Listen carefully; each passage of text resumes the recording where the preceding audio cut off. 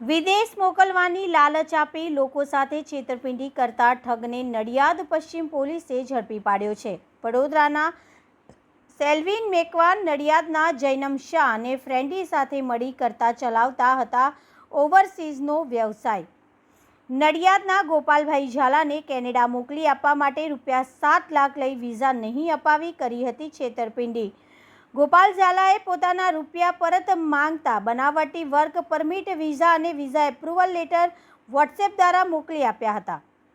સમગ્ર મામલે નડિયાદ પશ્ચિમ પોલીસે મથકમાં ફરિયાદ નોંધાઈ હતી, જે ફરિયાદના આધારે પોલીસે વડોદરાના સેલ્વિન મેકવાનની ધરપકડ કરી કાયદેસરની કાર્યવાહી હાથ ધરી છે। વર્ષ 2023માં નડિયાદ પશ્ચિમ પોલીસ સ્ટેશન ખાતે ફરિયાદી છે ગોપાલભાઈ પ્રભાતસિંહ ઝાલા। તેઓ એક ફરિયાદ આપેલી।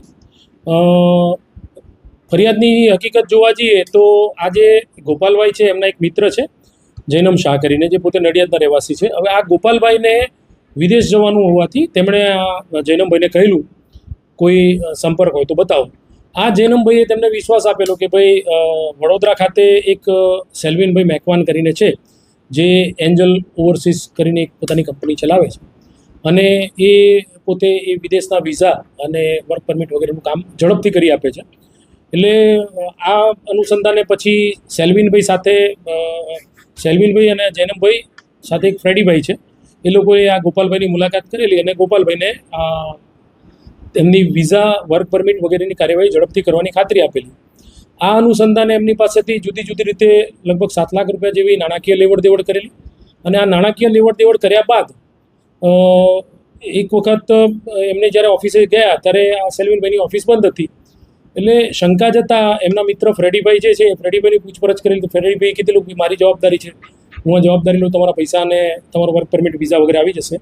ત્યારબાદ આ સેલ્વિનભાઈએ ગોપાલભાઈના મોબાઈલ ફોનની અંદર વોટ્સએપથી એક ખોટો દસ્તાવેજ કે જેમાં વિઝા અને વર્ક પરમિટનો જે કોપી છે એ મોકલી આપેલી અને જેની બાબતે તપાસ કરાવતા એ વર્ક પરમિટ અને ખોટું નીકળેલું, જેથી આઈપીસીની સેક્શન 420, 465, 468 અને 114 અન્વયનો ગુનો નોંધાયેલો।